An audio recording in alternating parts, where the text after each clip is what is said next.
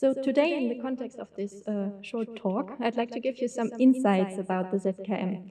After briefly speaking about the institution, its history and aims, I'd like to share some details about its media art collection and the exhibition Writing the History of the Future in Karlsruhe, and of course also here in at the GMA. 오늘 렉처에서는 그 ZKM이라는 기관에 관련해서 좀 이야기를 해보려고 합니다. 그래서 기관의 역사, 그리고 기능, 목표 같은 것들을 먼저 간단하게 좀 설명을 드리고 ZKM이 보유한 미디어 아트 컬렉션들을 소개하고 그리고 이제 더불어서 칼스루에서 열렸던 그리고 무엇보다 이제 광주시립미술관에서 열리게 될 미래의 역사 쓰기라는 전시에 대해서 말씀을 드리겠습니다. But since you can all visit the exhibition yourself, I don't want to focus too much on works which are presented here. Rather, I'd like to present you a few more examples in addition, which we aren't showing.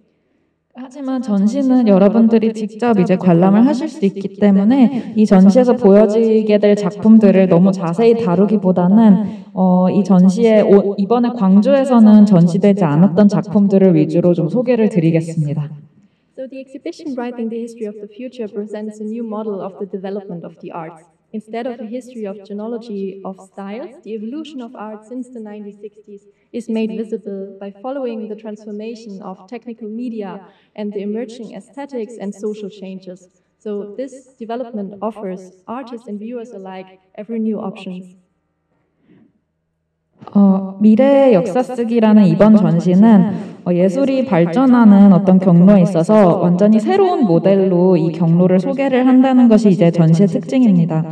그래서 그동안에 이제 기존의 많은 전시들이 해왔던 것처럼 예술 스타일이 이렇게 변화해온 어떤 역사나 계보를 보여주기보다는 1960년대 이후에 기술 매체가 변하면서 그리고 또 미학적인 사회적인 변화 속에서 예술이 어떻게 진화하게 되었는가를 좀 시각적으로 드러내려고 합니다. 그래서 이런 변화들은 사실 예술가들하고 관람자 모두에게 좀 전혀 새로운 선택지들을 제공했다는 점을 말씀을 드리고 싶습니다.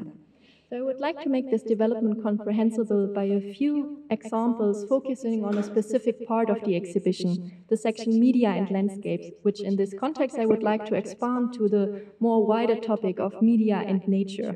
I will try to outline the changing relationships between art and nature, as well as artistic engagement with nature and the different materials of nature in the light of changing technologies. 특히 오늘 렉처에서는 전시 중에서도 이제 전시에 여러 가지 섹션이 있는데요. 그 중에서 미디어와 풍경이라는 섹션에 집중해서 몇 가지 사례를 들어볼 겁니다. 그래서 이 토크에서는 이 미디어와 풍경이라는 섹션 제목을 미디어와 자연이라는 조금 더 폭넓은 주제로 확장을 해보겠습니다. 그래서 예술하고 자연, 특히 이제 변하는 기술 속에서 여러 자연의 소재들을 예술이 어떻게 활용했는가를 살펴볼 예정입니다. So if you allow me, I'd like to take you for a short walk through the ZKM Media Art Collection to trace this ever-changing development. Of course, in this lecture I won't be able to cover all important historical development steps in detail, but I would like to highlight some works of the ZKM collection which, in my opinion, capture very well the idea of this migration of media. 그래서 이 끊임없이 변화해온 어떤 미디어의 변천, 그 과정을 좀 훑어보기 위해서 제가 ZKM 미디어 아트 컬렉션을 여러분께 먼저 소개를 드리려고 합니다. 물론 이제 모든 역사적인 발전 단계를 다 구체적으로 세세하게 말씀드리는 것은 이 자리에서는 불가능하겠지만 그런 미디어의 변천을 잘 보여주는 몇 가지 사례들을 좀 꼽아보도록 하겠습니다. Before we dive deeper into this topic, I'd like to start by telling you a little bit more about the ZKM. 일단 ZK 조금 더 구체적인 그런 주제로 들어가기 전에 ZKM에 대해서 먼저 간단히 소개를 드리겠습니다. The ZKM was founded in 1989 by the city of Karlsruhe and the state of Baden-Württemberg as a public foundation. The first director, named Heinrich Klotz, an art historian who was also mainly responsible for the build-up of the Museum of Architecture in Frankfurt from 1979 onwards, and who played a major role in the construction of the so-called Museumsufer, the famous museums area of that city. ZKM은 1989년에 바덴-württemberg라는 주의 칼스루헤라는 도시에 설립되었습니다. 초기 이제 창립 디렉터는 하인리히 클로츠라는 예술사학자였고 이분 같은 경우에는 1979년에 프랑크푸르트 건축박물관 건립에도 아주 중요한 역할을 하신 분입니다. 또 동시에 프랑크푸르트의 무세움 우퍼라는 어떤 미술관 밀집 지역을 만든 주역이기도 합니다. The founding of the ZKM is based on the idea to unite artistic concept with future-oriented technologies. So the aim was to merge art and new media in theory and also in practice. ZKM's mission was to guide the classical arts into the digital age. So therefore, it is also often called the electrical or the digital Bauhaus. This is an expression which can also be traced back to Heinrich Klotz. ZKM은 예술적인 어떤 개념들, 컨셉들과 미래지향적인 기술을 융합하기 위해서, 통합하기 위해서 설립되었습니다. 그러니까 예술과 뉴 미디어를, 새로운 매체들을 이론적으로 또 실천적으로 융합하려는 시도였습니다. ZKM의 미션은 클래식한 예술, 그러니까 고전적인 예술들을 디지털 시대로 인도하는 것이라고 볼 수 있겠는데요. 그래서 종종 어떤 전자적인, 디지털적인 바우하우스라고 불리기도 합니다. 이 별명은 클로츠 디렉터 때부터 따라다니는 별명입니다. In the beginning, the ZKM, its offices as well as its studios were dispersed at different locations throughout the city of Karlsruhe. In 1997, the ZKM opened then the doors of the so-called Hallenbau, a restored former weapon and munitions factory, which was erected between 1915 and 1918, so during the World War I, by the architect Philipp Jakob Manz. In this landmark building, the ZKM still hosts its institutes, departments, and extensive exhibition, concert, and event spaces. 초창기에 ZKM은 스튜디오나 사무실이 칼스루의 도시 전역에 이렇게 뿔뿔이 흩어져 있었습니다. 그런데 이제 1997년에 이르러서야 소위 이제 할렌바우라고 불리는 어떤 무기 공장인데요. 이 무기 공장 같은 경우에는 제1차 세계대전에 1915년에서 18년 사이에 건축가 필립 야콥 만츠에 의해서 건설된 건물이고 이렇게 기념비적인 역사적인 건물에서 여전히 ZKM은 그 기관이랑 사무실, 부서들, 그 다음에 뿐만 아니라 전시, 콘서트, 행사 등을 여전히 개최하고 있습니다. So you can see the historical photographs here projected, and maybe a small note which might be also interesting for you that there's not only the museum ZKM, there's also an art university, an art school located in the same building, so right in the center. It's the University of Art and Design, Karlsruhe, and it was founded in 1992 also by the director Heinrich Klotz. 지금 여기 PPT의 사진을 보시면 그 역사적인 건물의 이제 풍경을 보실 수가 있는데요. 그래서 하나 간단히 덧붙이자면 여러분들 흥미로우실 수도 있는데 이 같은 건물 안에 그 칼스루의 예술 디자인 대학이 마찬가지로 있습니다. 이 대학 역시도 1992년에 아까 말씀드렸던 초기 설립 디렉터인 하인리히 클로츠가 설립을 했습니다. In 1999, following the death of the founding father Heinrich Klotz, Peter Weibel, artist, curator, and art theorist, was appointed the CEO of ZKM, which he continues to direct to this day. Maybe some of you remember him because his artworks were already presented here at GMA in the exhibition To Reach a Star. 1999년에 아까 설립자인 그 하인리히 클로츠님이 이제 돌아가시고 예술가이자 큐레이터이자 예술 이론가인 피터 바이벨이 CEO로 선임이 됩니다. 그리고 아직도 오늘날까지도 디렉터로 역임하고 있습니다. 어쩌면은 그분을 기억하시는 분이 계실지도 모르겠는데요. 여기 광주 시립미술관에서 To Reach a Star라는 작품으로 작품을 선보인 적이 있습니다. You might wonder why the ZKM is called Center and not Museum. This is because from its very first day, ZKM has taken on the task to provide the conditions for the creation of works of art, whether by guest artists or employees of the house. ZKM이 어떤 분들은 이제 왜 미술관이라고 불리지 않고 센터라고 불리는지 궁금하신 분들도 계실 텐데요. 그건 설립 당시부터 이 장소가 그게 예술가가 되었건 내부 스텝이 되었건 어떤 예술 작품의 창작을 위한 공간으로 의도되었기 때문입니다. So the ZKM is not only a place where artworks become collected and exhibited, it combines exhibition and performance, collection, archive, preservation and restoration with research and production. To do so, ZKM first opened the Institute of Visual Media and then the Institute for Music and Acoustic, which gave space for artistic productions in several studios. In 2017, these activities were continued in an expanded form by the so-called Herzlab, which was founded to meet the requirements of the digital society.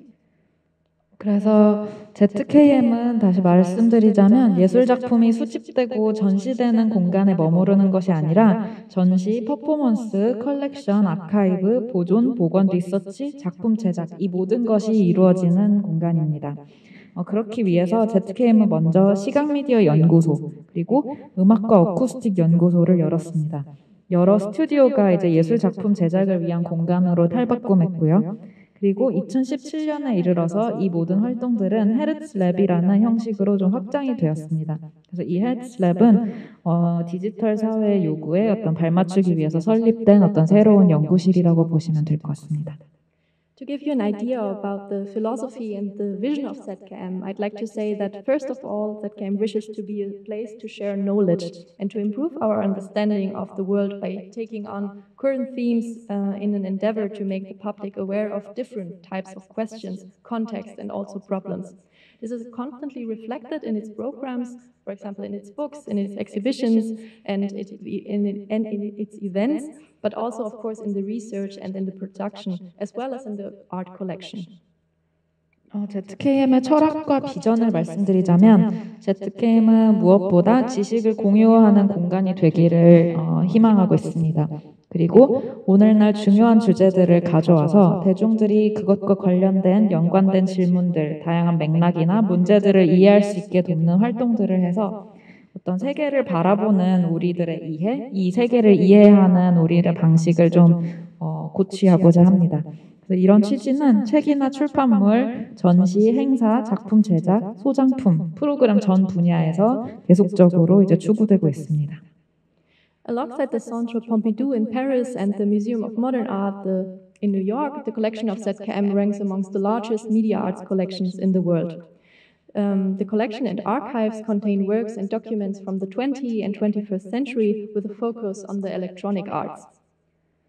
파리의 퐁피두 센터랑 뉴욕의 모마와 더불어서 ZKM의 컬렉션은 세계 최대의 미디어 아트 소장품 규모를 자랑합니다. 그래서 20세기, 21세기 전자예술에 초점을 맞춘 작품들과 자료들을 소장하고 있고요. 그리고 아카이브하고 있습니다. It has extensive holdings of video art, which include about 1,500 tapes and 68 video installations. In addition, ZKM holds also the world's largest inventory of computer-based works, which count 200 installations in total. And furthermore, there's also an extensive collection of works of electronic music. But that's not all. The ZKM collection really combines all artistic genres, so you can find also paintings, drawings, graphics, photographs, sculptures, and light art. So in total, there are about 10,000 artworks. ZKM은 약 1,500개 정도의 테이프, 그리고 68편의 비디오 설치로 구성된 비디오 아트 컬렉션을 가지고 있습니다. 또 200편에 달하는 작품으로 세계 최대의 규모의 컴퓨터 기반 작품을 소장하고 있습니다. 그리고 또 일렉트로닉 음악도 광범위하게 소장하고 있고요. 이게 전부가 아닙니다. 동시에 이제 모든 장르들을 다 가지고 있는데 예를 들면 회화나 그래픽, 사진, 조각들도 이제 컬렉션에 포함이 되어 있습니다. 그래서 얼추 10,000점 정도의 작품을 소장하고 있습니다. One of the special features of this collection is that by looking at it, you can really gain a quite diverse perspective on the 20th and 21st century art and history. As we hope you can experience in the exhibition, the works exemplify the transformation of art in the face of changing technologies and social conditions. So you can track how works become produced and distributed differently depending on different types of media. ZKM의 컬렉션에 특별한 점이 있다면 그 작품들을 이제 보다 보면 20세기, 21세기 예술에 대한 다양한 관점들을 발견할 수 있다는 점입니다. 그래서 이번 전시에서도 여러분들이 경험하실 수 있기를 바랍니다만 작품들은, 그러니까 저희의 컬렉션 작품들은 어떤 변화하는 기술적이고 또 사회적인 조건 속에서 예술이 어떻게 변화해왔는지를 굉장히 상징적으로 잘 보여줍니다. 미디어 종류가 매체가 달라지는 것에 따라서 어떻게 작품이 다른 방식으로 생산되고 또 수용되고 또 유통되는지를 볼 수 있습니다. The exhibition Writing the History of the Future, of which you see here the entrance space, was realized in the context of the 30 years anniversary of ZKM. It was opened in February 2019 and is partly still running until January 2022. The extensive presentation with about 500 objects in total was shown on 2 different floors with 6,000 square meters in total. You can see, as I mentioned, the entrance space here.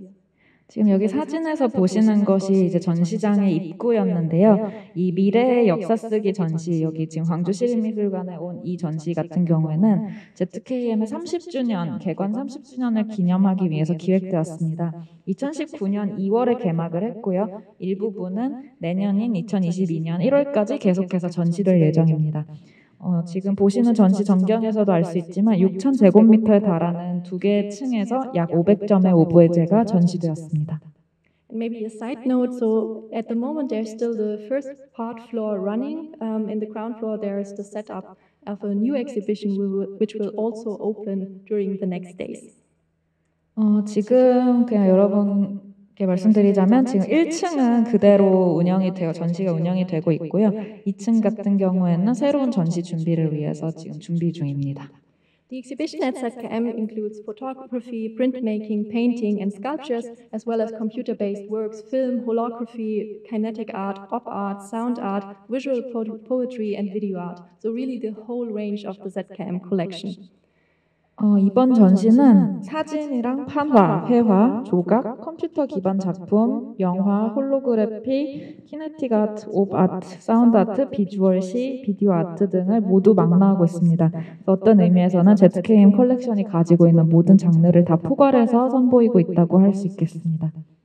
The aim was to open a new view on the arts of the 20th and 21st centuries, because this era of rapid technology change through electronic and digital information and communication technologies ushered really in a matchless democratization of art and culture. So it started with photography, got continued with video and film, and later, of course, with computer and the internet. 이 전시의 기획 의도 혹은 목표는 20세기, 21세기 예술을 뭔가 새로운 시야로 바라보자라는 것이었습니다. 전자기술과 디지털 정보, 통신기술 이런 것들이 굉장히 급격히 발전을 하면서 우리가 많은 기술적인 변화를 이 시대에 겪게 되었는데요. 이런 변화들이 전례 없는 예술 또 문화의 민주화를 불러왔기 때문입니다. 그 시작은 사진과 영화가 있었고 그 다음에 비디오로 이어졌고 컴퓨터와 인터넷으로 오늘날까지도 계속 지속되고 있습니다. So a very important point is that during this development, also the relationship of the artwork changed, not only in production but also in the reception. The production of art no longer focuses only on the artist as a subject, but now it includes various different actors, be they devices or be they the people who look at the art. Since the 1960s, the development of participative, interactive and performative arts has created so-called open artworks that invite exhibition visitors not only to look, but also to act. 여기서 아주 중요한 지점은 이 변화 전개 과정에서 생산뿐만 아니라 수용의 측면에서도 예술작품과의 관계가 바뀌었다는 점입니다. 그래서 예술의 생산은 이제 더는 예술가라는 주체 하나에만 집중되어 있지 않습니다. 장치나 대중, 관람자 등 다양한 행위들을 같이 고려하면서 생산이 이루어지고 있고요. 또 1960년대 이래에 참여형 작품, 인터랙티브 작품, 수행적이나 퍼포머티브한 작품 같은 것들이 이제 많이 수행이 되면서 예술은 소위 이제 열린 작품 같은 것들을 많이 양산해냈고 전시 관람객은 이제 그냥 단순히 수동적으로 작품을 바라보는 것이 아니라 그 작품에 같이 참여하고 또 행동하기를 요구받게 되었습니다. So we can say that the moving images created by the media's film and video were followed by the moving beholders. This paradigmatic shift is also one of the main focuses of the exhibition. 그러니까 이제 그런 기술의 발전으로 이미지만 움직이기 시작한 것이 아니라 움직이는 이미지가, 그러니까 무빙 이미지, 움직이는 이미지가 다시 움직이는 관람자들 역시도 움직이게 했다 이렇게 말을 할 수 있겠습니다. 이러한 본격적인 패러다임의 전환이 이 전시의 핵심 요소 중에 하나입니다. The main subjects I've just mentioned are the representation of the history and the development of the arts in regard to the changing technology and the related social changes, as well as the transformed position of the viewers. The activation of the audience is also the central topic of the presentation of the exhibition here at the GMA. Of course, we haven't been able to include all 500 artworks which we presented at ZKM, but we had to make a smaller selection and choose the highlights of the ZKM Media Art Collection. 제가 방금 전에 이제 간략하게 좀 개괄했던 주제들, 그러니까 예술의 역사가 어떻게 재현되는가, 또 역사와 기술의 발전이 어떻게 예술의 발전에 영향을 미쳤는가, 또 그에 따른 어떤 사회적인 변화나 관람객의 위치는 어떻게 변했는가, 관객은 어떻게 능동적인 주체가 되었는가, 이런 주제들이 이제 이번에 여러분들이 보시게 될 광주시립미술관에서 전시의 중심 주제들입니다. 저희가 물론 이제 아쉽게도 500개 작품을 다 가져오지는 못했기 때문에 더욱더 특별히 하이라이트들만 엄선을 해서 가져왔습니다. We've decided to show this development by the means of 6 different exhibition sections, which present significant examples of graphic art, photography, film and video, and of course also computer-based installations, as well as digital works created with the aid of artificial intelligence. 저희는 6개의 서로 다른 섹션을 통해서 이제 작품들을 선보이게 될 텐데요. 그래픽 아트, 사진, 영화, 비디오, 컴퓨터 기반 전시, 인공지능 기술 같이 굉장히 다양한 디지털 작품 이런 것들을 주요한 사례들을 여러분께 보여드릴 겁니다. So here at the GMA, we're presenting about 95 works that demonstrate how the representation of the body, the portrait, the landscape, and architecture, as well as the change in our conception of human and machine creativity got changed by the usage of different media. 이번 전시에서는 약 95편의 작품을 선보일 예정이고요. 이 작품들은 각각 몸, 또 초상화, 풍경, 건축 이런 것들에 대해서 다루게 될 겁니다. 무엇보다 이제 인간의 창의성, 또 기계의 창의성에 관한 우리의 관념들이 이제 서로 다른 여러 미디어를 쓰면서 어떤 식으로 변화했는지를 살펴볼 겁니다. Maybe just one more remark on the exhibition's concept. At the beginning of the show, you might have already seen it. There's a section called Prologue. We are presenting there 2 spacious, immersive installations, which can be considered quite paradigmatic for the history of media art. It's one by Aldo Tambellini and the other one by Steiner and Woody Wasulka. 전시 기획과 관련해서 이제 한 가지 얘기만 더 덧붙이고 넘어가겠습니다. 전시 초반에 이제 프롤로그라고 써놓은 제일 첫 번째 섹션이 있는데요. 거기서 저희는 2편의 규모가 굉장히 크고 또 몰입감 있는 그런 설치물들을 전시하고 있습니다. 이 2 작품은 미디어 아트 역사에서 다 굉장히 상징적인 작품들입니다. 하나는 알도 탐벨리니의 블랙 매터스, 검은 물질이고 다른 하나는 스타이나와 우디 바슐카의 재림한 빛입니다. So these works are quite exemplary for the diverse forms of intermediality, the disintegration of the historical art genres, which can be seen as another result of the usage of contemporary technologies in the artistic practices. These artists were pioneers in taking up new technologies as media for the arts. They combined, for example, experimental film, painting, and literature, as well as performance, music, and video art. And of course, also they experimented with the computer. This counts especially for the Wasulkas. And of course, another quite important fact is that they also constantly reflected the social and the political conditions they were surrounded by. 이 2 작품은 상호 매체성이라는 개념이 얼마나 다양한 형식을 띨 수 있는가를 보여주는 상징적인 작품들인데요. 역사적인 예술 장르들이 이제 해체되어가는 그 과정을 또 보여줍니다. 동시대 기술이 어떻게 예술적인 실천에 이렇게 적용될 수 있는가를 보여줍니다. 이 예술가들은 새로운 기술을 예술 매체로 먼저 가져가고 또 소개한 선구자들이라고 볼 수 있겠습니다. 이들은 실험 영화나 회화, 문학뿐만 아니라 퍼포먼스, 음악, 비디오 아트, 컴퓨터 기반 예술 형식들을 모두 혼합했습니다. 그리고 그러면서도 또 동시에 끊임없이 어떤 사회적이고 정치적인 조건들을 성찰했다는 점에서 의미를 가집니다. Yeah, and this is why they make such a great beginning of this exhibition. 그래서 어쩌면 아주 훌륭한 전시의 도입부를 구성한다고 볼 수 있겠습니다. As I mentioned in the beginning of this talk, I'd like to concentrate on the exhibition section, Media and Landscape, or as I said before, Media and Nature, and present you some examples to better explain the aspiration of the curatorial concept. 토크 초반에 이제 언급을 했는데 저는 이번 토크에서는 이제 미디어와 풍경이라는 섹션 혹은 이제 그 주제를 조금 더 확장해 본다면 미디어와 자연이라는 주제에 집중해서 몇 가지 사례를 통해서 이번 전시의 어떤 기획 의도를 설명하고자 합니다. In the exhibition section, Media and Landscape, you can discover works of photography, video, computer-based installation to retrace how artistic examination of natural landscapes changed because of the technological developments and new scientific discoveries, for example, the influence of the exploration of the space in the 1960s. 미디어와 풍경이라는 섹션에서 저희는 이제 풍경을 바라보는 어떤 예술이 기술 발전과 새로운 과학적 발견 때문에 어떤 방식으로 이제 바뀌어 가는가를 살펴보고 있는데요. 이걸 특히 이제 사진이나 영상, 컴퓨터 기반 설치 작품 등을 통해서 보고 있습니다. 그 대표적인 이제 예시가 1960년대에 진행되었던 우주 탐험이 있겠는데요. But let's start a little bit earlier. Artists not only construct imaginary worlds, they also observe the real world. Observation of nature and the environment has always played an essential role in this. 그런데 이제 그 우주 탐험에 대한 이야기를 하기에 좀 앞서서 조금 더 이른 시기부터 살펴보겠습니다. 예술가들은 항상 상상의 어떤 허구의 세계만을 구축하는 것은 아닙니다. 현실 세계를 관찰하기도 하죠. 그래서 자연과 환경을 관찰하는 일은 늘 예술가들의 일의 어떤 중심에 있었습니다.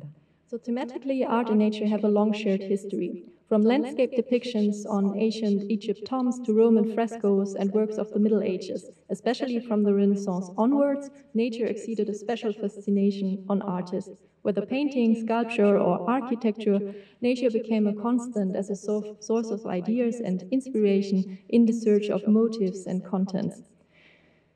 주제의 측면에서 봤을 때 예술과 자연은 아주 긴 역사를 공유하고 있습니다. 고대 이집트 무덤에 묘사된 풍경이나 아니면 로마의 프레스코화나 중세의 작품들에 이르기까지 특히 또 르네상스 이후로는 자연이 항상 예술가들을 매혹시켜 왔다고 볼 수 있습니다.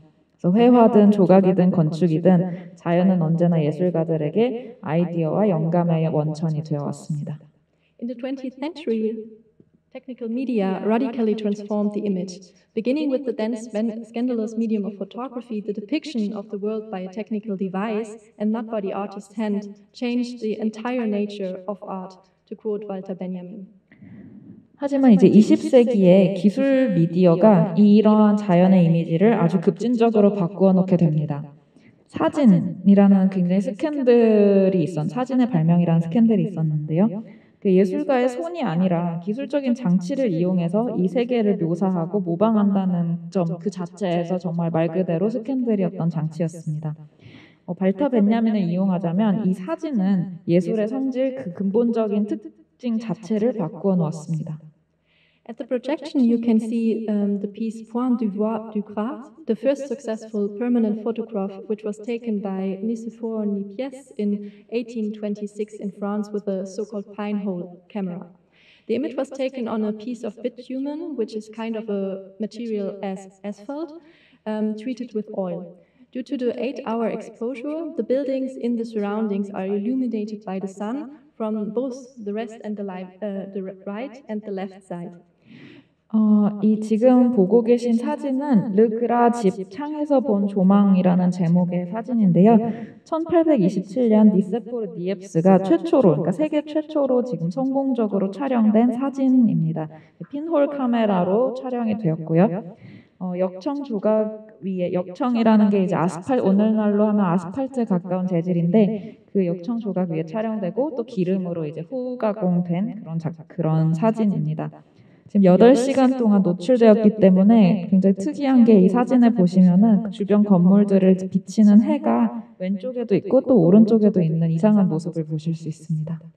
So photography marked the beginning of the production of images by technical means, which causes quite a crisis of painting, in which artists had to look for new orientation in their aesthetic forms of expression. After the first public presentation of the daguerreotype in 1839, the painter Paul Delaroche declared, "Painting is dead, long live photography." But Delaroche believed less in the end of painting than rather that photography would be an important new tool for the artists. 사진은 이제 이미지를 기술적인 어떤 장치나 수단으로 생산할 수 있게 되었음을 알렸습니다. 회화에는 이것이 상당히 큰 위기가 되었겠죠. 그래서 이제 화가들은 자기들이 이제 그동안에 고수해왔던 어떤 미적인 표현 형식의 새로운 입지와 새로운 역할을 찾아야 했습니다. 1893년에 처음으로 다게로타이프라는 사진기가 대중 앞에서 공개된 이후에 폴 들라로슈라는 화가는 이렇게 말했다고 합니다. 회화는 죽었다. 사진이여 영원하리. 이렇게 선언을 했다고 하는데요. 들라로슈는 회화의 종말을 이제 믿었다기보다는 사진이 이제 앞으로 미래의 예술가들에게 굉장히 중요한 새로운 도구가 될 것이라고 생각했던 것 같습니다. So using photography, artists were now able to capture fleeting moments. This was of great importance in the studies of landscape and fleeting weather moods, as well as natural phenomena. As a tool of observation and study, photography became increasingly important for the painters. 예술가들은 이제 사진을 이용해서 순식간에 사라지는 순간들을 포착할 수 있었습니다. 풍경이나 변화하는 날씨, 분위기, 아니면 자연 현상 같은 것들을 연구하는 데 아주 중요한 역할을 했습니다. 이제 화가들에게 사진은 점점 더 중요한 관찰, 도구, 또 연구 도구가 되었습니다. The photographic gaze is characterized by immediacy and mathematical precision. So these qualities of the medium were considered quite fascinating because they allowed to capture every motive with factual fidelity. This is why, and of course also because the technical innovations within the photographic process developed, photography has developed into a widespread independent artistic medium of expression until today. 사진의 응시는 즉각성, 그 다음에 수학적 정확성이라는 특성을 가집니다. 이러한 매체가 가진 특성들이 예술가에게는 특히 매혹적이었습니다. 모든 모티프들을 사실적으로 충실하게 포착할 수 있었기 때문인데요. 이제 사진 처리 방식의 기술적인 혁신이 있었고 또 그것과 더불어 방금 말씀드린 그런 매체적인 특성으로 인해서 사진은 오늘날까지도 자신만의 어떤 독립적인 예술 언어 또 예술 매체로 발전해 올 수 있었습니다. One artist who perfectly exemplifies this is Thomas Struth. He was born 1956 in Geldern, Germany, and studied from 1973 to 1980 at the Kunstakademie Düsseldorf, first painting with Gerhard Richter and Peter Kliemann, and then from 1976 photography with Bernd and Hilla Becher. 이것을 아주 잘 보여주는 것이 토마스 스트루트라는 예술가인데요. 1956년에 독일 겔던에서 태어났고 1973년부터 80년까지 뒤셀도르프의 예술학교에 다녔습니다. 초반에는 게르하르트 리히터와 페터 클레만이라는 예술가들과 함께 그림을 그렸고 1976년부터는 베른트 베허, 힐라 베허와 함께 사진 작업을 했습니다. His main interest lies in the so-called precise seeing. In his work groups, he regularly questions the ways of how we look at traditional photographic subjects. He subverts visual habits and in this way also expands the photographic concept of art. 이 스트루트의 주된 관심사는 소위 정확한 보기라고 할 수 있겠습니다. 그는 동료들하고 같이 우리가 전통적으로 사진의 대상을 보는 방식에 대해서 이제 질문을 제기하기 시작합니다. 그런 점에서 우리의 어떤 시각적인 관념, 전통들, 습관들을 전복하고 이를 통해서 사진의 예술로서의 개념을 확장했습니다. In his series Landschaften, Landscapes, of which you can see one example here, which is also presented downstairs in the exhibition, shows the absence of the human beings in the countryside. However, it is precisely this absence that indicates their presence and their interventions in the rural environment. 이번 전시에서도 보실 수 있는 작품인데요. 이 작품 같은 경우에는 풍경이라는 시리즈에서 작가는 농촌에 사람이 부재하는 어떤 풍경을 담고 있습니다. 그런데 바로 이런 부재야말로 어떤 인간의 존재, 또 인간이 어떻게 농촌 환경에 개입을 하는지를 보여주는 한 예시라고 할 수 있습니다. Additionally, Struth's image can also be seen as an example for the increasingly value of the beauty of nature that surrounds us, because it is under existential threat. So artists try to capture that and show the significance of the natural surroundings. 스투르트의 이미지는 우리를 오늘날 둘러싼 자연이 점점 더 위협에 처해가고 있는 그 상황 속에서 얼마나 자연의 아름다움의 가치가 이제 높아지고 있는가, 중요해지고 있는가를 보여줍니다. 이제 그 지점을 사진으로 포착해서 자연의 중요성을 보여주려고 하고 있습니다. To give you some more facts about the series, I would like to say that the series of the artist was commissioned by Dieter Schwarz, the director of the Winterthur Museum of Art, for the new extension of a private clinic in Switzerland, which was called Am Lindberg. Struth, the artist, decided on a two-part photographic concept. In each of the 37 rooms, he suggested to hang a large format landscape photograph. One example you can see here, and opposite the patient's bed, and two smaller close-up of the plants and flowers above the headboards. 이 작품의 이 시리즈에 대해서 몇 가지 좀 팩트를 전달을 드리자면 빈터투어 미술관의 관장인 디터 슈파르츠의 위촉을 받아서 슈투르트가 제작을 한 작품이고요. 그 목적은 스위스에 있는 어떤 암 린드버그라는 개인 병원이 이제 확장 공사를 하면서 거기에 걸 그림들을 이제 위촉을 한 겁니다. 그래서 스투르트는 두 가지 요소로 이제 구성되어 있는 어떤 사진 프로젝트를 기획을 했는데요. 총 병실이 이제 37개가 있었는데 각 방마다 침대 그 환자가 눕게 될 침대 건너편에는 지금 보시는 것 같은 이런 거대한 풍경 사진을 걸고 또 침대 마트, 그러니까 침대 헤드보드 위에는 식물하고 꽃의 클로즈업 사진을 걸기로 했다고 합니다. The aim was to offer the patients artworks that invite ever new interpretations without having to rely on any given explanations. This is also why he chooses everyday familiar motifs of the natural surroundings. 그의 의도는, 작품 의도는 기존의 어떤 주어진 설명에 의존하지 않고 환자가 계속해서 자신만의 새로운 해석을 할 수 있도록 초대를 하는 것이었습니다. 그래서 더더욱이 자연환경으로부터 우리에게 익숙하고 일상적인 그런 모티브들을 가져왔습니다. So another example I'd like to show you are the photograph Spiral Jetty from the series Aerial Views by the artist Albrecht Kunkel.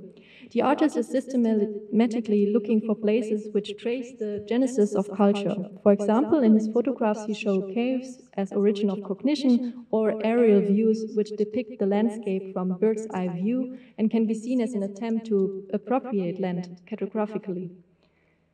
다른 하나의 사례를 들어볼 텐데요. 알브레히트 쿤켈이라는 작가의 항공사진 시리즈에서 나온 나선형 방파제라는 작품입니다. 쿤켈은 그동안에 이제 문화가 어디서 발생했는가, 그 문화의 기원을 추적하는 장소들을 체계적으로 찾아다녀온 작가입니다. 예를 들어서 그는 자기 사진 작업에서 어떤 인간의 인지의 기원이라는 것을 보여주는 동굴을 사진으로 보여주거나 아니면 땅을 지도학적으로 전유하려는 시도로 풍경 같은 것들을 항공사진으로 담아냈습니다. Even though he uses a plate camera which creates images of high definition, it is not about the detail. Quite the opposite, actually. In the images you can see what you cannot see.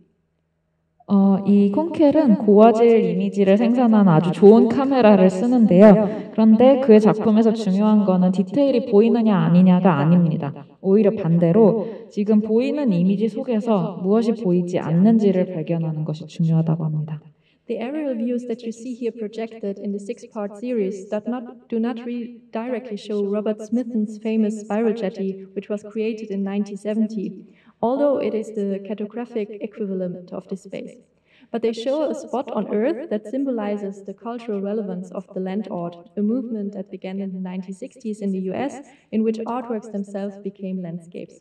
Spiral Jetty, not really to be seen on these photographs, represented the entanglement of nature and culture. 총 6개의 부분으로 구성되어 있는 작품이고요. 이 항공사진은 어쩌면 아시는 분들도 계시겠지만 1970년대에 로버트 스미슨이라는 예술가가 있었습니다. 그 예술가가 만든 유명한 작품 중에 하나죠. 대지예술이라는 장르에 속하는 나선형 방파제라는 작품인데 그 작품들을 이렇게 조각조각 찍은 겁니다. 그래서 전체 그 나선형 방파제를 직접적으로 보여주지는 않지만 그거를 일종의 지도 버전으로 전환한 작품이라고 볼 수 있겠습니다. 그래서 이 작품 같은 경우에는 1960년대에 그 지대예술이라는 어떤 예술 경향 혹은 그런 장르가 시작이 되었는데 미국에서 시작이 되었는데 이 장르가 가지고 있는 어떤 문화적인 시의성을 보여줍니다. 그래서 예술 작품 그 자체가 하나의 또 새로운 풍경이 되는 그런 경향을 보여주고 있고요. 사진에는 지금 그 나성현 방파제라는 작품이 전체가 보이지는 않지만 그 작품을 통해서 어떻게 자연하고 문화가 이렇게 서로 뒤얽혀 있는지를 보여줍니다. Another aspect I'd like to mention at this point is also Kunkel's appropriation of aerial views, which is usually a common scientific tool for his artistic practice. 그리고 또 여기서 이제 언급하고 싶은 또 다른 지점은 쿤켈이 항공사진이라는 보통은 이제 과학적인 도구로 많이 쓰이는 기술인데 이 기술을 어떻게 자기의 예술적인 실천으로 가져와서 전유하고 있는가라는 점입니다. The fascination of satellite images of photographs taken from above, from the air, did have a great influence on the artist, as you can see also in the works, for example, of Rafael Cadenas, which we present here at the exhibition. 많은 예술가들이 인공위성 이미지, 특히 이제 위에서 찍은 사진, 공중에서 찍은 사진 이런 것들에 매혹이 되었습니다. 그리고 큰 영향을 받았습니다.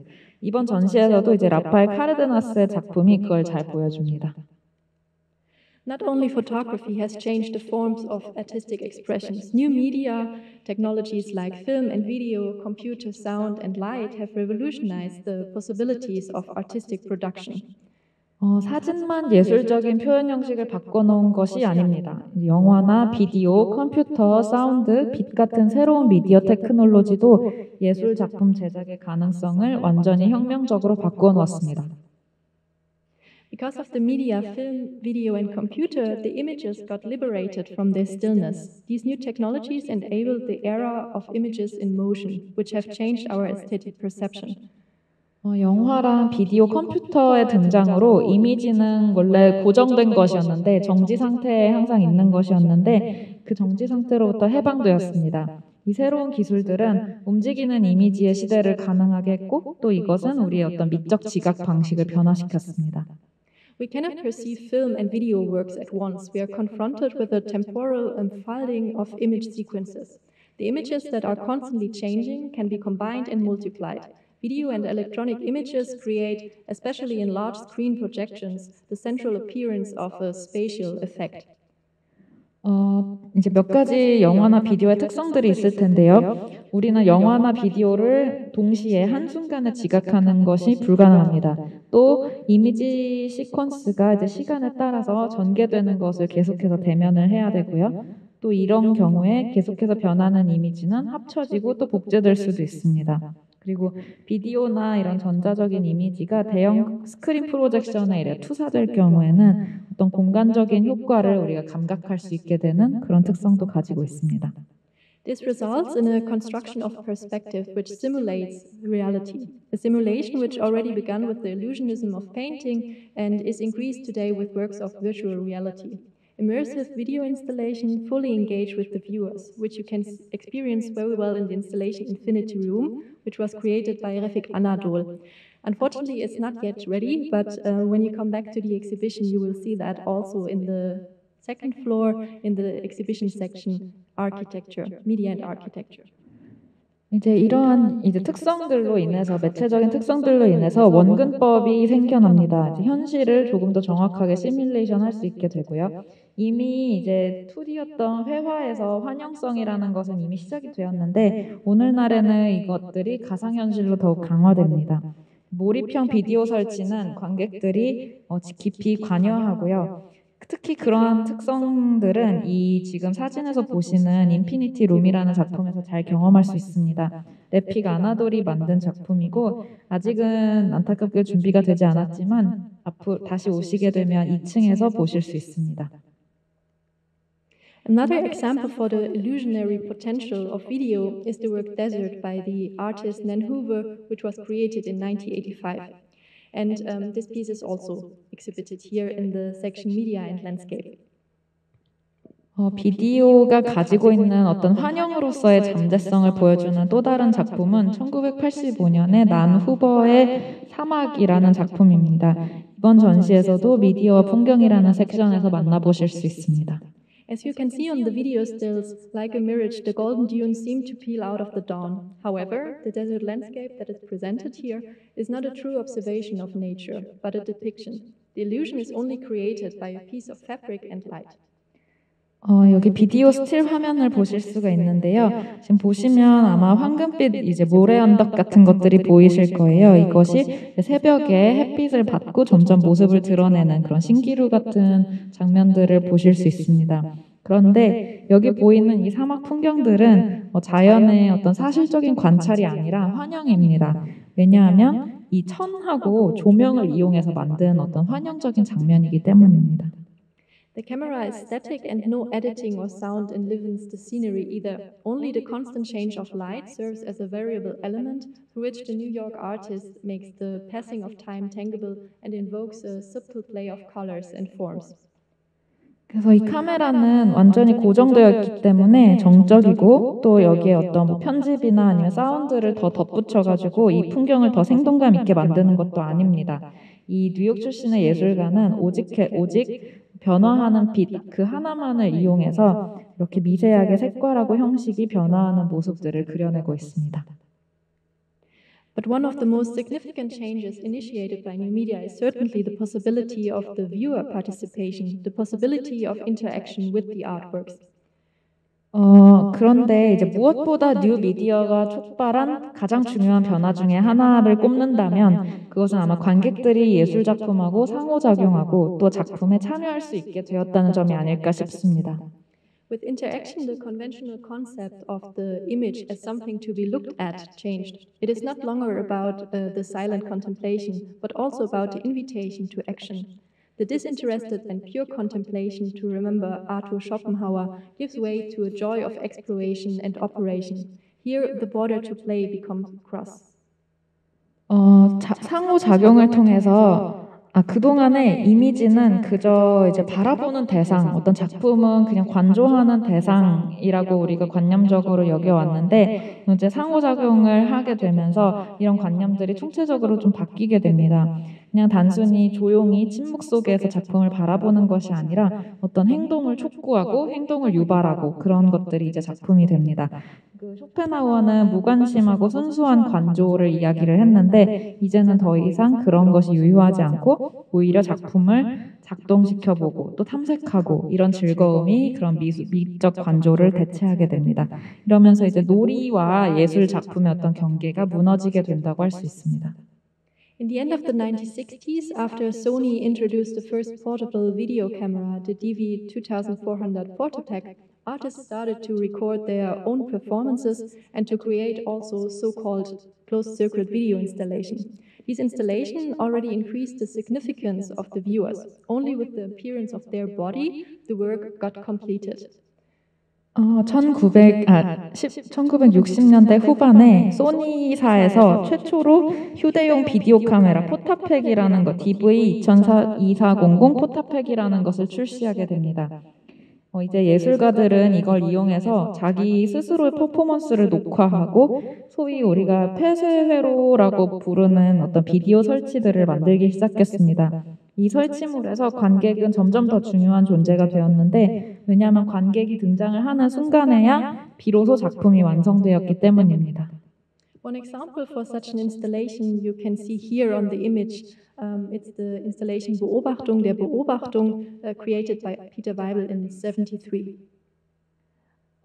이 피터 바이벨이 1973년에 만든 폐쇄회로 비디오 설치 작품이 그 사례인데요. 지금 여기 이제 슬라이드에서 보실 수 있고 관찰의 관찰이라는 제목의 작품입니다.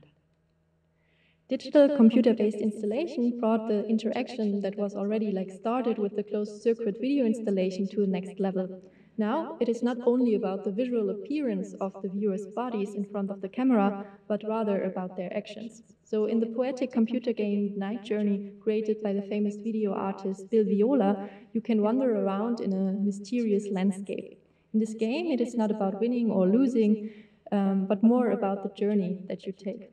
This work was first presented at Siggraf Art Gallery in 2007 and is one of the world's first experimental art games. And I would warmly invite you to try it out yourself in the exhibition in the second floor. 방금까지 어떤 폐쇄회로가 어떻게 관객들을 참여하게 했는지를 말씀을 드렸는데요. 이제 점점 디지털 그리고 또 컴퓨터 기반의 설치물들이 등장하기 시작하면서 이런 관객과 작품의 인터랙션, 상호작용이 완전히 또 다른 새로운 차원으로 도약하게 됩니다. 이제 카메라 앞에서 관객은 그냥 시각적으로 등장하는 것이 아니라 그들의 행동 그 자체가 굉장히 중요하게 됩니다. 유명한 비디오 아티스트 빌 비올라가 만든 이 시적인 컴퓨터 게임 밤의 여행이라는 작품 지금 슬라이드로 보고 계신데요. 이 관객은 이 작품에 이제 게임에 접속해서 신비로운 풍경을 돌아다닐 수 있습니다. 이 게임 같은 경우에는 이기거나 지는 것이 전혀 중요하지 않고 관객들이 그 안에서 겪게 되는 어떤 여행 그 자체가 더 중요합니다. 이 작품 2007년 처음에 시그라프 아트 갤러리에서 선보여졌고 세계 최초의 실험적인 예술 게임으로 간주되고 있습니다. 여러분도 오 갤러리에서 직접 체험해 보실 수 있으니까 꼭 한번 체험해 보시길 바랍니다. Another example which we would have loved to show here at the GMA but couldn't because of the current corona regulations is the computer-based installations Les Pissenlits by Edmond Couchon and Michel Bret, created in 1990. This piece is also a very good example to illustrate the new ways of viewer participation due to computer-based artworks. 아마 이번에 전시 광주 시립미술관 전시에서 선보일 수 있다면 정말 좋았겠지만 아쉽게도 코로나 규정 때문에 할 수 없었던 작품입니다. 1990년대에 만들어진 에드먼 쿠쇼와 미셸 브렛의 민들레라는 작품입니다. 이 작품 역시 컴퓨터 기반의 예술 작품들을 통해서 관람객이 어떻게 새로운 방식으로 참여할 수 있는지를 잘 보여줍니다. So in this piece, a microphone stands in front of a screen that shows dandelions. If the visitor blows into the microphone as one would blow on a flower, the seed heads of the flowers fly apart.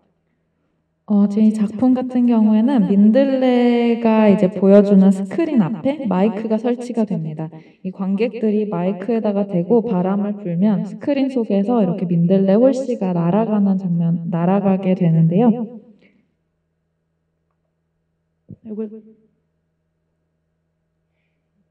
I'm afraid you can't hear the sound, but he's like breathing. So the image of the flower behaves similarly to the real flower. Digital art not only imitates the visual words, but simulates it. Couchon and Bret not only show a visual representation of dandelions, they make the process of nature tangible within the art space. 이 지금 소리를 아마 못 들으셨을 텐데 이 민들레 홀씨를 이제 이 관객이 부는 이제 모습이 영상에 담겨 있고요. 이 꽃의 이미지가 실제 현실에서 꽃하고 굉장히 비슷하게 움직입니다. 그래서 이 작품에서도 볼 수 있듯이 디지털 예술이 어떤 시각적인 세계를 그냥 단순히 모방하는 것이 아니라 그것을 어떻게 작동하는 방식 자체를 시뮬레이션한다고 볼 수 있습니다. 그래서 So therefore, Peter Weibel attributes digital media a lifelike behavior. From him, it is characterized by three main technical principles: virtuality, variability, and viability. 페터 바이벨은 디지털 미디어에 생명 같은 행동을 부여합니다. 이제 바이벨에 따르면 세 가지의 기술적인 원칙이 있다고 하는데요. 그것이 가상성, 그다음에 두 번째가 가변성, 그리고 세 번째가 생존력입니다. The information of digital art is saved virtually, electronically, or electromagnetically.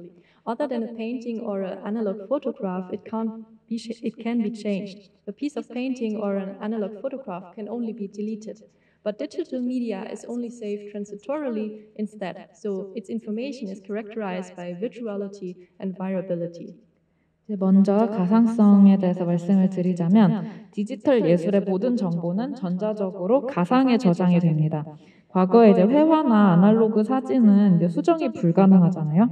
그런 거에 비해서 이제 그 수정을 할 수 없고 그냥 오로지 삭제, 폐기를 할 수밖에 없는데 디지털 미디어는 일시적으로 저장할 수 있고 또 수정도 할 수 있습니다.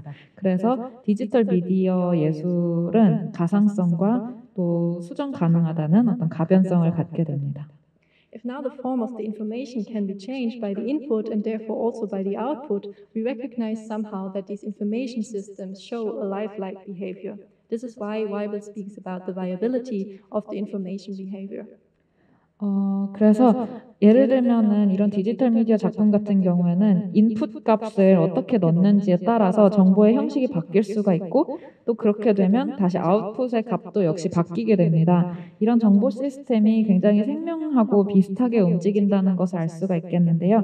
그래서 바이벨이 이제 아까 말했던 세 가지 원칙, 가상성, 가변성, 그리고 어떤 생명력이라고 말을 하는 겁니다. Another example for this special type of behavior is the computer-based installation, the interactive plant growing, which is created by Christa Sommerer and Laurent Mignognon in 1993. Here, living plants are used as an interface.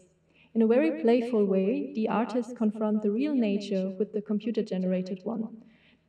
Therefore, the artist placed 5 pedestals with different plants in the room. 또 다른 작품 하나 소개를 드리겠습니다. 컴퓨터 기반의 설치 작품이고요. 인터랙티브 식물 기르기라는 제목으로 1993년에 크리스타 소메레와 로랑 미오노가 만든 것입니다. 여기서는 살아있는 식물 그 자체가 인터페이스로 작동하고 있습니다. 굉장히 놀이 같은 어떤 방식으로 예술가는 실제 자연하고 컴퓨터가 만들어낸, 컴퓨터가 생성한 자연을 대립시키고 있습니다. 작품 구성을 보자면 이 두 명의 아티스트는 서로 다른 화분이 놓인 5개의 좌대를 공간에 둡니다.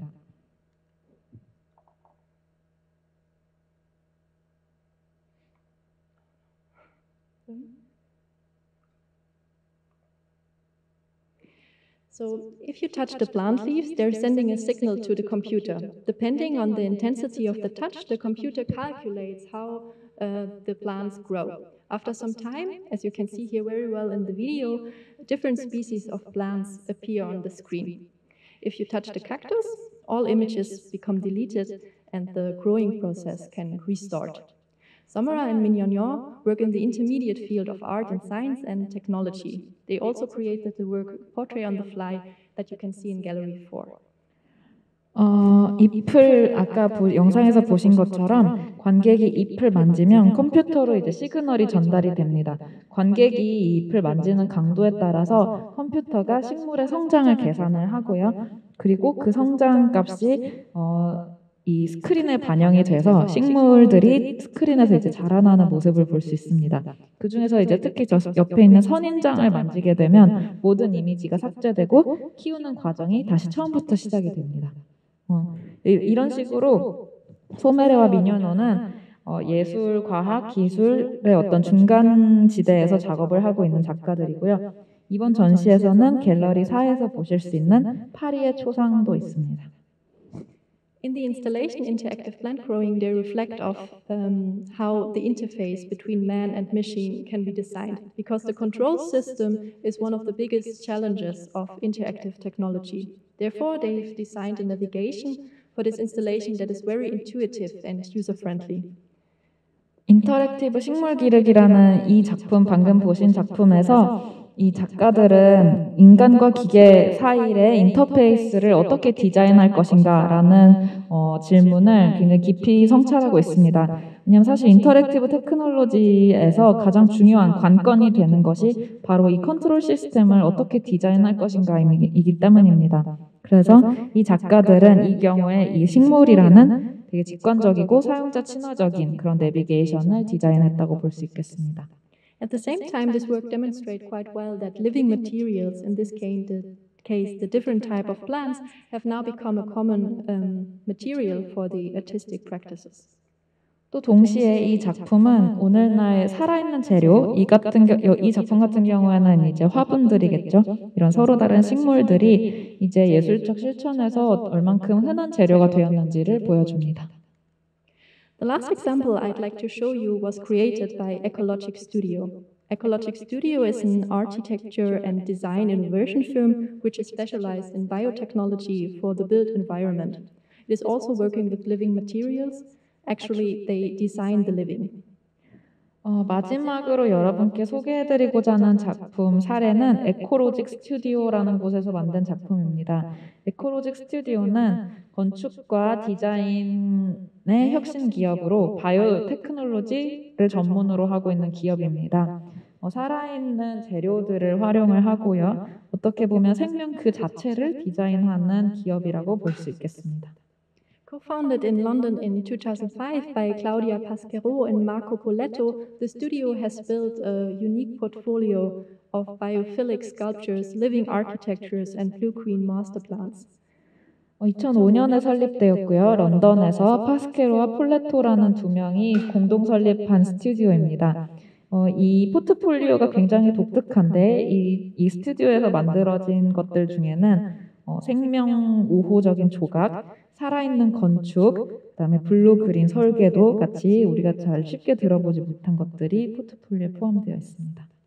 For the exhibition Globale Exo-Evolution, which was held in 2015 at ZKM, and which focused on the artistic use of new technologies, here they realized the version of Hortus, a large-scale living installation that was first shown 2012 in London and is now part of the ZKM collection. 2015년 ZKM에서 열린 글로벌 엑소-에볼루션이라는 전시에서 새로운 기술을 이제 예술로 가져오는 그런 방식을 이 작가들이 선보였습니다. 이때 이 작가들은 호르투스라는 그 시리즈의 한 버전을 보여줬는데요. 대규모의 살아있는 설치 작품이었습니다. 이거는 이제 2012년 런던에서 처음 선보여진 뒤에 지금은 ZKM의 콜렉션으로 있습니다. Hortus, which is Latin for garden, consists of thin PVC tubes and resembles a green shimmering artificial tree. In this organic loose-loop system, living chlorella algae cultures are carried through. The algae liquid is pumped through the tubes along the trunk into the tree's crown, which acts as a photobioreactor. Oxygen and energy from daylight lamps catalyze a photosynthetic process which allow the algae to grow. 이 호르투스는 라틴어로 정원이라는 뜻인 단어입니다. 이 작품은 PVC 튜브로 구성이 되어 있는데요. 여기 사진에서 보시는 것처럼 어떤 빛나는 인공나무 같은 형태를 띠고 있습니다. 이 작품은 유기적인 폐쇄순환 시스템을 구축하고 있습니다. 클로렐라 아시죠? 클로렐라 해초가 이 튜브를 통해서 살아있는 이 클로렐라가 흘러 들어갑니다.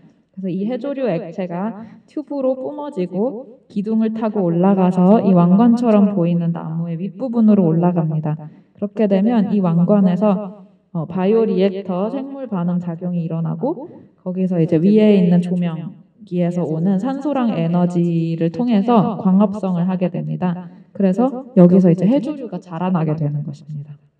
For this work, they were particularly inspired by Gilles Clément, a French landscape architect, ecologist, botanist, and entomologist whose work explore humanist ecology and biological gardening as themes for investigating concepts of wilderness, growth, and decay within artificial practices of gardening. 이 작품은 프랑스의 조경 건축가이자 생태학자이자 식물학자이자 곤충학자인 질 클레망에게서 영감을 받았다고 합니다. 이 클레망은 인도적 생태학이나 생물학적 정원학 이런 것들을 이제 처음 제안을 한 사람이고 그런 개념들을 통해서 인공적인 조경에서 우리가 어떻게 야생이나 성장, 쇠락 같은 문제들을 탐구할 수 있는가를 살핀 사람입니다. Hortus functions as a miniature lab designed for new technology gardening methods as well as for close inspection. 이 호르투스라는 작품은 어떻게 새로운 기술이 정원을 만들어낼 수 있는지에 관한 그런 자세한 탐구를 할 수 있는 일종의 미니어처 연구실, 랩이라고 할 수 있겠습니다. So the participation of the visitors or the viewers is quite crucial in this. They can act as so-called cyber gardeners by blowing into the hanging hose ends and supplying the system with additional oxygen. They can accelerate the whole process. In this way, an interplay of light, energy, technology, and matter fuses to form a biodigital garden experiment, one that engages with renewable resource production and urban self-sufficiency. 이 작품에서는 관객 참여가 대단히 중요한데요. 이 관객들은 일종의 사이버 정원사로 기능하게 됩니다. 이렇게 사진에서 보시는 것처럼 호스 끝에 바람을 불어넣으면 이 시스템에 추가적으로 산소가 공급이 되고 아까 말씀드린 그런 해조류의 생산 과정을 가속할 수 있습니다. 이런 방식으로 이제 빛 에너지, 또 기술, 재료 이런 것들이 모두 융합이 되어서 바이오 디지털 정원의 어떤 실험장이 되는 겁니다. 그래서 이 작품 같은 경우에는 재생 가능한 자원, 또 도시가 자립할 수 있는 방법 이런 것들을 우리가 상상해 볼 수 있는 그런 계기를 제공합니다. Of course, the use of these kind of new media, the integration of plants and living systems as bacteria, create new challenges for the organization of exhibitions and the collection department of an art institution. The maintenance of living plants and complex pump systems, such as those used here in this special installation, is extremely time-consuming and requires a lot of personal resources. So this is an aspect we should also keep in mind in the context of new media installations. 아마 상상하실 수 있겠지만 이런 새로운 매체의 사용, 예를 들면 이 작품 같은 경우에 식물, 또 박테리아 이런 것들이잖아요. 이런 살아있는 시스템을 도입하는 것은 사실 미술관 입장에서는 어떤 전시의 기획이나 아니면 소장품 팀에는 굉장히 어떤 큰 도전과 어려움을 선사하기는 합니다. 예를 들면 이 호르투스에서처럼 살아있는 식물이나 복잡한 펌프 시스템을 유지하고 또 관리하는 데는 시간이 아주 많이 들기도 하고 또 많은 인적인 자원을 요구합니다. 그렇기 때문에 이제 뉴 미디어 설치 맥락에서는 이런 점들을 항상 염두에 둬야 된다고 생각합니다.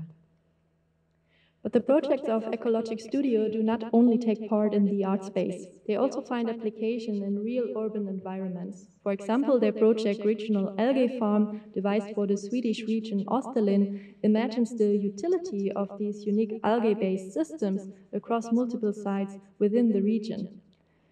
방금 소개드린 그 이콜로직 스튜디오의 프로젝트는 반드시 이제 미술관 같은 예술 공간에서만 일어나는 것은 아닙니다. 이 스튜디오는 실제로 도시 공간에서도 다양하게 적용될 수 있는 방식을 찾고 있는데요. 예를 들어서 방금과 같은 그런 해조류 농장 프로젝트는 예를 들면 스웨덴의 오스털렌 지역에서 고안이 되었고 적용이 되었고 이런 해조류 기반 시스템이 어떤 식으로 쓰일 수 있는지 그 효용을 여기저기서 아직 탐색하고 있는 중입니다. It's a model which needs testing and feedback from people so that the prototypes that the artists develop can be optimally identified as multi-use educational resources related to their living context.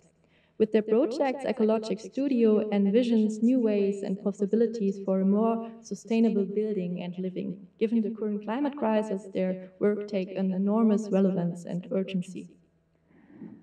이런 이제 예술적인 모델들은 하나의 완성된 어떤 모델이 아니라 끊임없이 사람들이 시험하고 또 피드백을 주는 과정에서 완성되는 것입니다.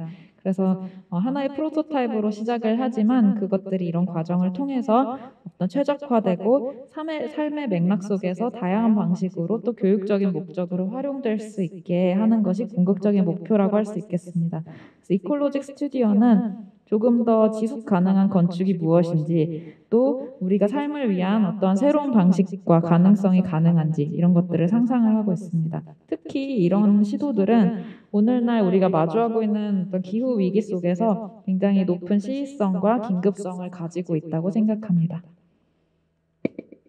So, as I hopefully could demonstrate you in this very short walk through the ZKM collection, new media like photography, film, phonography, radio, the television, video, computers, and the internet, from which we only have seen a small percent today, have redefined the relationship between artist, work, and viewer, as well as our notions of the creative act. Representations of nature have been transformed into an examination of biological processes and scientific research. 오늘 ZKM 컬렉션에 대해서 아주 짧게 드린 소개였습니다만 그것들이 어떻게 사진, 영화, 축음기, 라디오, 텔레비전, 비디오, 컴퓨터, 인터넷과 같은 그런 뉴 미디어가 예술가, 작품, 관객, 또 창의적인 행위라는 개념 자체를 바꾸었는지 여러분들에게 조금이나마 좀 보여드렸기를 바랍니다. 그래서 과거에는 예술이 어떤 자연을 재현하는 것에 대해서 머물렀다면 이제 오늘날에 와서는 그 예술이 어떤 하나의 생물학적 탐구, 또 과학적 리서치로 변해가는 양상을 볼 수 있었습니다. Now that a certain amount of overlap exists between the tools of artists and those of scientists, artist studios sometimes resemble scientific labs and the other way around. 오늘날 예술가들하고 과학자들의 도구와 작업 방식, 연구 방식은 굉장히 겹치는 부분이 많아지고 있습니다. 그래서 예술가들의 스튜디오나 과학자들의 실험실이 굉장히 비슷한 모습을 띠거나 그 반대인 경우도 많습니다. As I hope that I could show you that artists today are less in the search of subjective expression. Rather, their frames of references are social systems and scientific structures and methods. This is the reason for new research areas such as Art and Science Lab and art-based research. 오늘 조금 소개가 되었을지 모르겠지만 이제 예술가들이 오늘날에는 어떤 자기만의 주관적인 예술 표현을 찾는 것에 사실 큰 관심이 없는 것 같습니다. 대신 그들에게 중요한 관심 대상은 사회적인 시스템이나 아니면 과학적인 구조, 또 과학적인 방법론 같은 것들입니다. 그렇기 때문에 오늘날 소위 예술과학 랩, 아니면 예술 기반 연구, 이런 새로운 영역들이 점점 많이 등장하고 있는 것 같습니다.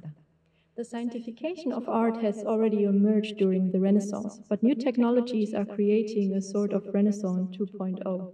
This development is constantly traced at ZKM in its research project, in its exhibition, but also in its collection.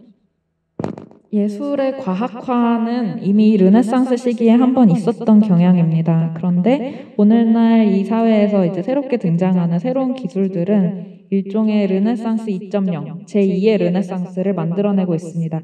그리고 이러한 전개 과정은 ZKM에서도 또 ZKM에서 진행하고 있는 다양한 연구 프로젝트와 전시, 컬렉션에서도 지속적으로 발견되고 있습니다. As we hope you can experience in the exhibition here at GMA, the perpetual experimentation of artists with the prerequisites and the possibility of new media, as well as their referencing political and social issues, are a main focus of the ZKM collection. Because artists, they are the ones who are writing the history of our future. 뉴 미디어의 조건과 가능성을 계속해서 예술가들은 실험하고 있을 것이고 그 실험들을 여러분이 이번 전시에서 좀 만나보실 수 있기를 바랍니다. ZKM의 컬렉션의 가장 중요한 기치는 이런 예술가들의 실험, 또 정치적이고 사회적인 이슈들에 대한 예술가들의 관심을 조명하는 것입니다. 왜냐하면 저희가 봤을 때 예술가들이야말로 바로 미래의 역사를 써나가고 있는 어떤 장본인들이기 때문입니다. Thank you very much for your attention.